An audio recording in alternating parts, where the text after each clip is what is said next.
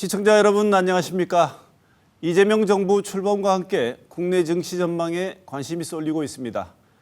이재명 대통령이 대선 과정에서 코스피 5천 시대를 공약으로 내걸고 취임사에도 민생 회복과 경제 살리기를 거듭 강조했기 때문입니다.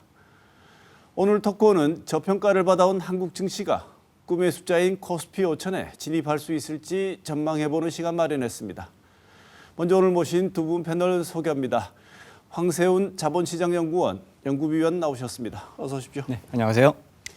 오경경 IM 금융지주 전략경영연구소 연구위원 나오셨습니다. 어서 오십시오. 안녕하십니까. 네, 이재명 대통령 선거 기간에 코스피 5천 시대에 열겠다고 얘기했습니다. 이 요즘 젊은 사람들 하는 말로 가슴이 웅장해지는 얘기가 아닐 수가 없습니다. 네. 코스피 5천 시대 실현 가능할지 두 분 의견 먼저 들어보고 시작하겠습니다. 5천을 실현할 것이냐 말 것이냐, 저는 여기에 너무 큰 의미를 둘 필요는 없다고 생각을 합니다. 우리가 항상 목표를 세울 때는 좀 이렇게 달성할 수 있는 수준보다 조금 더 높은 수준에다가 목표를 세우고 이것을 달성하기 위해서 열심히 노력하다 보면 뭐 근처까지 갈 수 있는 거잖아요. 그렇기 때문에 5천을 달성할 수 있느냐 없느냐 뭐 그런 점보다는 5천에 얼마나 가까이 갈 수 있느냐, 저는 이런 쪽으로 해석을 하는 것이 더 타당하다고 봅니다. 현재 지금 주가 지수가 3,000포인트에 거의 근접을 하고 있죠. 계속해서 이제 랠리를 보이면서 주가가 상승하고 있는데, 이런 속도로 가거나 내지는 우리 이제 주식 시장에 대한 여러 가지 제도적 개선들이 이루어진다면 현실적으로 4,000포인트 달성은 충분히 가능할 수 있지 않을까. 임기 내에 저는 4,000포인트 달성은 충분히 가능하지 않을까 이렇게 기대를 하고 있습니다. 네. 그렇게 된다면 사실 이제 여기서 4,000포인트를 달성한 이후에 얼마나 더 올라갈 수 있느냐의 문제인 건데요. 예를 들어 4,500포인트까지 달성을 했다. 그러면 이건 완전히 실패한 공약인 거냐? 저는 뭐 그렇게 생각하지는 않습니다. 단순히 5,000포인트 달성 여부를 가지고 평가를 하는 것보다는 5,000포인트에 얼마나 더 가까이 갈 수 있느냐를 가지고 그 여러 공약들이 실질적으로 얼마나 성공적으로 수행되었는지를 판단하는, 평가하는 그런 자세가 필요하다고 봅니다. 네. 오경경 위원 어떻게 보십니까? 네, 저도 코스피 5천이 어떻게 보면 굉장히 꿈 같은 숫자이고 좀 우리가 모두가 바라는 도전적인 목표로 보이기는 하지만 저는 이게 이재명 정부의 지향점이라는 관점에서 좀 긍정적으로 접근을 하고 싶습니다. 최근에 코스피 지수가 말씀하신 대로 굉장히 급격하게 많이 상승을 했습니다. 이런 상승은 이재명 대통령이 후보 시절에 내세웠던 아주 시장 친화적인 공약에 근거한 것으로 보이는데요. 그렇지만 사실은 뭐 실체 없는 기대감만으로 주식시장이 장기간 우상향하기는 굉장히 어렵습니다. 그렇기 때문에 말씀하신 것처럼 최종 결과가 5,000포인트는 아닐 수 있지만 5,000을 최대한 근접하고 좀 빠르고 가까이 가기 위해서는 이 공약들이 실제로 얼마나 정책에 반영되는지 이것을 실질적인 성과로 증명해내는 시간이 반드시 필요하다고 생각합니다. 네. 허니문 랠리라고 하죠. 이제 새로 정권이 출범하게 되면 기대감에서 이렇게 한동안은 주가가 올라가는 경향을 얘기하는 것 같은데요. 이 역대 정권에서도 이런 경향이 있었는지요? 그리고 이게 있었다면 보통 어느 정도로 이어지는지 오 의원님 먼저 말씀 주시죠. 네, 이렇게 이번처럼 주식이 이제 뭐 증시가 급등하는 기간은 그렇게 길지는 않습니다. 뭐 일주일, 뭐 2주일 정도 지속되는 경우가 있는데 이거를 급등한 상승보다는 완만한 상승이라는 관점에서 보면은 취임 초기 한 1년 정도는 상승하는 경향을 나타내기도 했습니다. 왜냐하면 새로운 정부가 출범한다는 것 그 자체가 굉장히 긍정적이고 큰 이벤트이기 때문에 시장에서는 이 공약들이 이제 반영될 것이라는 기대감 때문에 다 프라이싱이 된다고 보고 있거든요. 그렇지만 이런 정책 효과는 시간이 지나면 좀 약화가 될 수밖에 없습니다. 초기에는 정책에 대한 기대감이 많이 커서 주가나 뭐 증시가 오르기는 하지만 후반부는 좀 그간의 성적표를 받게 되는 기간이기 때문에 집권 후반으로 가면은 뭐 결과가 좋았다고 하더라도 성장 동력이 약화되면서 뭐 주가가 뭐 소폭 조정을 겪는 경우도 있습니다. 네. 황세훈 의원 보시기에도 이게 허니문 랠리로 보십니까? 아니면 뭐 조금 다른 측면에서 볼 수도 있는 게 있습니까? 일단 허니문 랠리의 성격은 대단히 강하다고 볼 수가 있습니다. 이제 취임 초기에, 집권 초기에 주가가 여러 가지 정책적 가능성들을 반영을 하면서 주가가 오르는 경우는 흔히 관찰이 되거든요. 이전 정권에서도 취임 초기에 주가가 올랐던 적은 여러 번 있다고 말씀드릴 수가 있습니다. 다만 이번 허니문 랠리는 이전에 비해서 사실 그 상승의 폭이 상당히 크다는 그런 이제 차별점은 가지고 있습니다. 지난 6월 3일 날 대선이 치러 틀어졌죠. 그 전날인 6월 2일 날 그 코스피 지수의 종가가 약 2,700포인트 정도였거든요. 2,698포인트 정도였는데 그러니까 거의 2,700 다 됐어 마감이 되었다가 이제 대선이 끝나고 그 다음 날 6월 4일부터 이제 주가가 본격적으로 오르기 시작하는데 5거래일 동안 무려 200포인트를 올라요. 2,700에서 시작을 했던 것이 2,900을 넘어가는 그런 이제 모습들을 보여줬죠. 수익률로 따져도 약 8% 정도의 수익률이 발생을 합니다. 5거래일, 6거래일 동안 약 8% 정도의 수익률이 발생했다는 것은 이건 상당히 높은 수준의 수익률이라고 평가할 수가 있는 것이고요. 이전에도 허니문 랠리가 나타나기는 했었지만 5%를 넘어가는 경우들은 사실 많지 않습니다. 근데 이번에는 지금 거의 8% 정도의 수익률이 지금 달성되고 있다라는 점은 그만큼 시장이 이재명 정부에 대한 여러 가지 기대가 크다. 특히나 이런 기대가 외국인 투자자들을 중심으로 해서 강하게 나타나고 있다라는 그런 차별점을 보이고 있다고 봅니다. 네.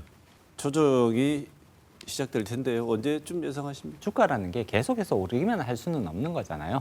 상승장들이 나타나면 항상 하락장, 조정장들이 나타나기 마련인 것이고요. 지금 네. 7거래일 뭐 이렇게 지금 상승 흐름들을 보여왔단 말이에요. 그렇게 되면 어느 정도 조정 장세로 이어질 가능성들이 충분히 높아져 있는 상태고요. 계속해서 랠리가 이어질 것이다라고 기대하는 것보다는 충분히 랠리가 이어져 왔으니까 이제 조정 장세가 올 때가 되었다라고 예상을 하시는 것이 오히려 더 합리적인 예상이 될 가능성이 높습니다. 네. 취임 첫날 코스피가 2.66% 상승했습니다. 이렇게 그동안 이렇게 많이 외국인들이 한국장에서 떠났단 말이죠. 근데 10개월 만에 순매수세로 돌아서서 매수하는 금액 단위도 뭐 연일 1조 원 이상 거의 매수를 하는 것 같은데. 그렇습니다. 근데 이 이유가 뭘까요? 굉장히 강한 매수세라고 볼 수가 있는 것이고요. 사실 이전 10개월 동안 외국인들은 거의 매도세로 일관을 해왔거든요. 한국 주식시장에 완전히 관심이 없다는 듯이 계속해서 순매도세를 보여왔습니다. 근데 이것이 대선이 끝나자마자 갑자기 매수세로 이제 돌아서는 모습들이 나타났고요. 6월 4일 같은 경우에는 무려 1조 원에 해당되는 순매수세가 굉장히 대규모의 매수세죠. 들어왔었고 6월 5일도 사실은 비슷합니다. 거의 1조 원 정도 들어왔고요. 이후 5거래일, 6거래일 동안 3.7조 원의 순매수세가 들어왔다는 것은 상당히 대규모의 매수세가 유입됐다. 외국인 투자자들이 그만큼 한국 주식시장에 대한 기대가 조금씩 바뀌고 있는 것이 아니냐 이렇게 평가를 해볼 수가 있을 것 같습니다. 그동안 이제 우리나라 주식시장에 대해서 조금 비관적인 내지는 코리아 디스카운트가 계속해서 이어질 가능성이 높지 않을까 이런 전망을 가졌던 외국인 투자자들이 대다수를 이루어 왔었는데 사실 6월 3일 대통령 선거가 끝난 이후 이재명 정부가 출범을 하면서 주식시장에 대한 정책적 기조가 완전히 바뀌게 되지 않을까. 이전에 우리나라가 가지고 있었던 정치적 불확실성, 리더십의 부재 이런 문제들이 이제 완전히 해소되었고요. 새로 들어선 정부는 그만큼 시장 친화적인 정책을 집중적으로 펼 가능성들이 높다라는 점. 이것은 외국인 투자자 사이에서도 굉장히 높은 기대를 불러일으키고 있는 것 같습니다. 시장 친화적인 정책들이 많이 나오고 투자자 보호를 위한 조치들이 지속적으로 강화되면서 결국은 투자자들의 입지가 더 강화될 가능성들이 높다라는 점들이 부각이 되면서 외국인들 사이에서도 한국 주식시장이 재평가될 가능성이 높아지고 있다라는 그런 이제 컨센서스로 이어지고 있는 것 같습니다. 네. 주로 두각을 나타내고 있는 주식들 그리고 앞으로 이쪽이 좀 유망한 섹터다 이렇게 예측하고 계신 영역은 어느 쪽입니까? 네, 올해 주식시장에서는 정책의 영향력이 그 어느 때보다 좀 크게 반영되는 시기가 될 것 같습니다. 집권 초기라는 사실을 배제하고서라도 이재명 대통령의 정책을 보면 주식시장이나 산업의 구조적인 변화를 이끌어내는 정책들이 상당히 많습니다. 그렇기 때문에 정책의 영향을 크게 받을 섹터들, 그리고 정책 자금이 본격적으로 투입되는 산업의 성장 모멘텀이 특히 높을 것으로 예상이 됩니다. 먼저 이재명 대통령이 상법 개정을 신속하게 추진하겠다고 밝히고 있고 대부분의 개정안들은 공포 즉시 시행하기로 되어 있습니다. 그렇기 때문에 지주사나 증권업을 포함한 금융업이 긍정적인 흐름을 이어갈 것 같고요. 이것 외에도 재생에너지도 성장 기대감이 굉장히 높은 분야 중에 하나입니다.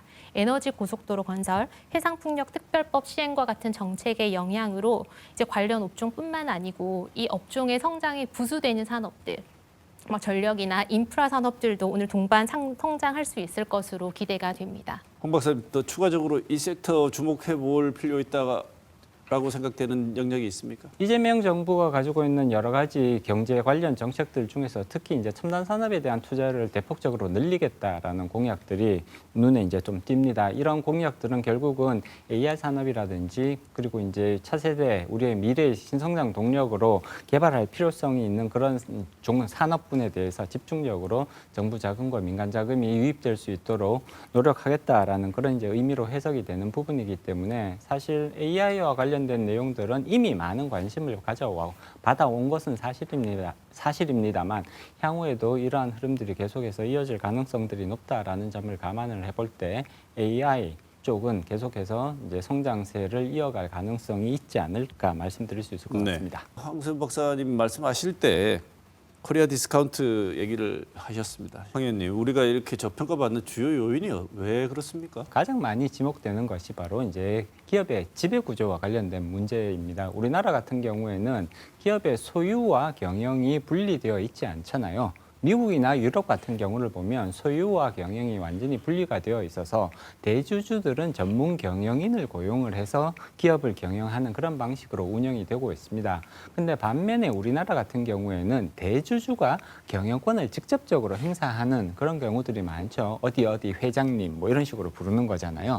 그래서 소유와 경영이 합치되어 있는 상태에서 대주주가 경영권을 행사하다 보니 이 대주주가 본인에게는 이익이 되지만 일반 주주들에게는 오히려 손해가 날 수 있는 그런 경영 의사 결정을 하게 되는 경우들이 굉장히 빈번하게 관찰이 됐죠. 물론 최근 들어서는 줄어들고는 있습니다만 여전히 그러한 주주 간의 이해 상충이 발생할 수 있는 그런 상황들은 여전히 나타나고 있다, 관찰되고 있다 그렇게 말씀드릴 수 있을 것 같고요. 우리나라 같은 경우에는 기업이 계속해서 벌어들인 수익을 끌어안고 있는 그럼으로써 결국은 이것이 대주주에게 상대적으로 더 도움이 되는 방향으로 가버리는 이런 문제점들이 나타났었단 말이에요. 그래서 이러한 지배구조와 관련된 문제 그리고 주주 환원과 관련된 이런 문제점들이 결국은 한국 기업에 대한 저평가를 불러일으킨 가장 중요한 원인으로 작용하게 된 것 같습니다. 네, 디스카운트되고 저평가되는 요소들을 조금 극복해 보는데 필요한 조치라고 생각해서 내놓고 있는 얘기가 두 개가 있는데 하나는 상법 개정이고 하나는 자사주 소각 제도화인데 주식 시장에서 이 상법 개정이 이번 개정 조치가 있게 된다면 이게 어떤 의미가 있고 증시에는 어떤 영향 줄 거라고 보십니까? 지금 추진을 할 것으로 되는 내용들의 핵심적인 부분을 보면은 우선 기업 지배 구조를 개선하고 일반 주주의 역할을 강화하는 것이 핵심입니다. 그래서 이사 충실 의무 대상을 확대한다거나 감사위원 분리 선출을 확대하고 집중 투표제나 전자주주총회를 도입하는 방안이 포함되어 있습니다. 근데 이 상법 개정이라는 것은 단순히 하나의 제도 개선에 그치는 것이 아니고 우리 자본시장을 근본적으로 체질적으로 개선할 수 있다라는 점에서 좀 많은 차이점이 있을 것 같습니다. 그래서 장기적으로는 코리아 디스카운트를 해소하고 국내 증시를 우상향할 수 있게 하는 동력이 될 것 같은데요. 상법 개정이 지나치게 경영진의 의사결정을 보수적으로 변화시킨다거나 아니면 소송이 남발될 것이라는 그런 우려도 제기가 되고 있습니다. 이러한 부작용은 결국에는 또 국내 증시에 또 다른 방향으로 부정적 영향을 미칠 수밖에 없기 때문에 법 개정에 대한 기대가 큰 만큼 소액주주 보호, 경영 안정성이 균형을 이룰 수 있는 아주 정교한 설계가 필요하다고 생각이 됩니다. 네, 상법 개정 방향 자체는 동의하시는 것 같은데 우려되는 점이 혹시 있으신가요? 네, 일단 방향성 자체는 저는 이제 긍정적인 방향성이라고 평가를 하고 있습니다. 이제 지배구조 개선에 있어서 가장 핵심적인 역할을 하는 것은 결국은 이사회가 어떤 식으로 이제 운영이 되느냐가 사실 지배구조에 있어서 핵심적인 사안이라고 볼 수가 있거든요. 이사회가 그동안 이제 그 이사들의 충실 의무가 기업에 대한 충실 의무는 당연히 지금도 존재를 하는 것이고요. 다만 여기서 이제 우리가 기업을 얘기할 때 도대체 우리가 뭘 기업으로 볼 것이냐에 대해서는 조금 이제 여러 가지 다른 해석들이 나와 있었습니다. 우리나라 같은 경우에는 해외 같은 경우에는 일단 기업과 주주를 거의 동일한 개념으로 보는 그런 경향들이 상대적으로 강하죠. 그런데 우리나라는 기업과 주주를 별개의 개념으로 그동안 분리해 왔었던 것이 사실입니다. 근데 조금은 더 해외처럼 기업과 주주를 조금 더 비슷하게 가깝게 놓고 보자라는 것이 결국은 상법 개정의 주된 방향성이라고 볼 수가 있는데요. 이렇게 되면 이제 이사회 같은 경우는 이전에 비해서 주주 간의 이해 상충이 발생할 수 있는 사안에 대해서 예전보다는 훨씬 더 신중하게 접근할 수밖에 없는 것이거든요. A라는 주주에게 이익이 되는데 B라는 주주에게 이익이 되지 않고 오히려 손해가 된다면 예전에는 이런 것이 크게 문제가 되지는 않았단 말이에요. 그렇지만 앞으로는 이런 상황이 문제가 될 수가 있고 만약에 어떤 특정한 편을 편들어 버리게 된다면 이사회가 거기에 대한 책임을 이전에 비해서는 훨씬 더 무겁게 묻게 된다라는 그런 이제 상황 변화를 예상해 볼 수가 있습니다. 다만 이렇게 되었을 때 나타나는 긍정적인 면도 있을 텐데요. 부정적인 면 같은 경우는 경영 의사 결정이 예전보다는 조금 더 오래 걸리는, 느려지는 그런 이제 문제점들이 발생할 수가 있는 것이고요. 그리고 이해상충의 문제 때문에 중요한 경영 의사 결정이 정상적으로 이루어지지 않을 가능성도 배제할 수는 없는 거죠. 말씀 중에 나온 얘기가 뭐냐면 자사주 소각을 제도화하는 것도 중요한 우리가 저평가받는 이유를 상황을 극복하는 데 도움이 될 것이다 이렇게 말씀을 주셨는데 왜 저거하시고 이게 왜 필요한지 설명 좀 해주시죠. 기업들이 번 돈을 주주들에게 나누어주는 방법은 크게 두 가지로 구분을 해볼 수가 있죠. 첫 번째는 배당입니다. 직접 현찰로 그냥 나눠주면 되는 거죠. 배당을 받았으면 그러면 주주들은 배당받은 돈으로 뭐 소비 활동을 한다든지 아니면 필요하면 추가적인 투자 활동으로 연결시킬 수도 있는 것이거든요. 반대로 기업들의 수익을 나눠주는 또 한 가지의 방법은 배당으로 현찰로 그냥 넣어주는 것이 아니라 그 회사의 주식을 스스로 사는 거죠. 예를 들어 A라는 회사가 있으면 A 회사 주식을 A 회사가 스스로 사들인 다음에 이 주식을 소각시켜 버리는 겁니다. 없애버리는 거죠. 이렇게 되면 발행 주식 숫자가 줄어들게 되는 거죠. 기업의 시가총액은 변하지 않습니다. 이거 주식 태운다고 해서 기업의 본질적인 가치가 바뀌지는 않거든요. 그렇기 때문에 주식을 소각을 해도 기업의 본질적인 가치, 시가총액은 바뀌지가 않죠. 다만 발행했던 주식 숫자가 줄어드는 효과가 발생하는 것이고요. 그렇게 되면 결국은 남아있는 주식 숫자가 줄어드는 거니까 주당 가치는 올라갈 수밖에 없는 것이잖아요. 현재의 상황에서 이 배당 같은 경우에는 배당 소득세가 부과가 됩니다. 근데 우리나라 같은 경우에는 주식을 소각을 해서 주가가 오르게 되면 이 주가 상승분에 대해서는 세금이 전혀 없잖아요. 그렇기 때문에 투자자들은 세금을 배당 소득세를 내야 되는 배당 지급보다는 오히려 주식을 소각시켜서 주가를 올려주는 이러한 방법들을 훨씬 더 선호하는 투자자들이 많은 게 사실이죠. 네, 오 위원님 기업들 반응은 어떻습니까? 기업들 반응은 원래 우리가 자사주를 매입하면 우리나라의 경우에는 소각하지 않고 보유하고 있다가 일정 기간이 지나면 유통시장에서 다시 처분을 하거나 아니면 경영권 방어의 목적으로 사용이 되기도 했었습니다. 그래서 실질적으로 주주 환원으로 이어지지 않는 경우가 많았기 때문에 문제가 됐었는데요. 기업 입장에서는 단기적으로는 조금 부담으로 작용할 수도 있을 것 같습니다. 기존에 사용했던 방식을 갑자기 사용할 수 없게 되면은 좀 문제가 될 수도 있다라고 생각을 할 수 있겠는데요. 그렇지만 이런 제도적 장치가 주주 가치를 높이고 결국 주가가 상승하는 방향으로 간다면 장기적으로는 기업에게도 이익이 되는 구조가 될 것 같습니다.